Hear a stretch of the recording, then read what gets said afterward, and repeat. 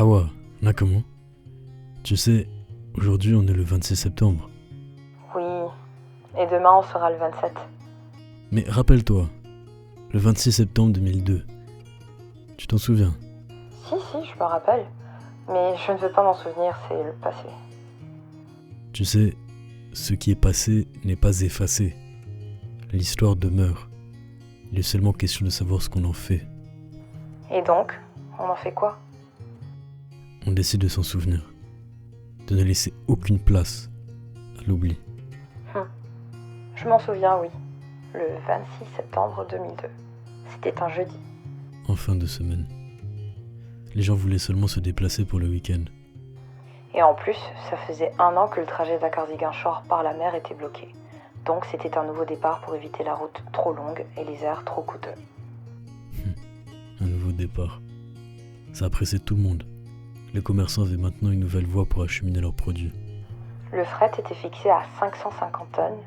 Dès le début, on a commencé à laisser passer. Comme si on ne s'en rendait pas compte. La rentrée scolaire est à quelques jours aussi. Beaucoup de familles vivant à Dakar ont décidé de faire le chemin par le bateau. Et l'hivernage dans tout ça. Tu sais, la pluie quand elle tombe, c'est des torrents. Et les routes sont forcément affectées. En plus, le voyage en voiture était rendu dangereux. Une attaque qui était survenue plus tôt dans la journée. Commerçants, familles, passagers fréquents, météo défavorable, insécurité. Ça fait beaucoup quand même. Forcément, tout le monde voulait prendre le bateau. Oui, mais ça ne veut pas dire que tu laisses tout le monde rentrer.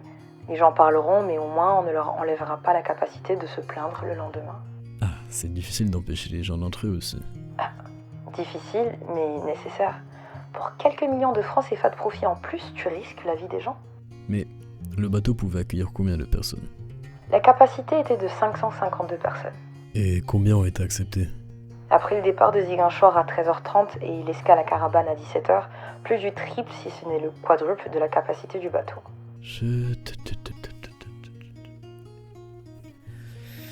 Dès 18h, la pluie s'est renforcée. Et quand tu es sur les eaux, tu ne peux pas juste faire marche arrière. Surtout que le soleil commence à se coucher. Le navire tanguait déjà. À 22h45, la mer était houleuse et les passagers ont commencé à paniquer. Le mouvement de foule et des marchandises en soute a intensifié le déséquilibre du bateau. Et après? Après, le navire s'est renversé.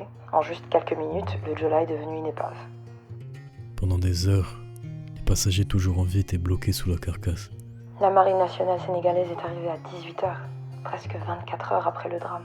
On a compté 64 rescapés, 1863 morts. Enfin, c'est ce qu'on dit. Ça pourrait être bien plus. Des vies résumées à des chiffres. Awa, comment se défaire de ces images? Des vies arrachées pour rien. Le petit Jean-Pierre Manga n'avait même pas 1 an.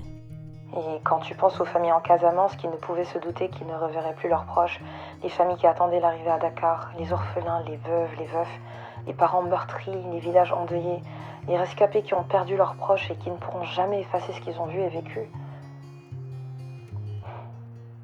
Tu vois, c'est pour eux et tous les autres qui n'ont rien demandé qu'on s'en souvient, qu'on ne laisse pas place à l'oubli. Et tu sais, quand tu as dit que le lendemain du 26 était le 27, on y est encore. On est toujours le 27. Le deuil est incomplet car il est amer. Il est rempli d'interrogations, d'incompréhension. Le Jola est l'une des pires catastrophes maritimes de l'histoire et c'est une réalité maintenant. On ne peut pas la changer mais nous avons le devoir de ne jamais oublier. Et ce qu'on peut refuser, c'est un deuxième Jola. Malheureusement, il y en a des petits tous les jours. Les accidents maritimes, routiers ou aériens, les feux de marché, les inondations intempestives. Ce 16 septembre 2019, une nouvelle pirogue a chaviré au large des îles de la Madeleine. Plusieurs morts, des disparus. L'histoire se répète et la source est la même. L'absence de considération pour l'humain. En ce 26 septembre et tout au long de nos vies, ne nous laissons pas déconsidérer l'humain. Ne laissons pas les victimes de ce drame dont les corps ont été retrouvés ou sont encore sous les eaux mourir une seconde fois. Que la terre leur soit légère. Yalla Nusuf, celle de Senko.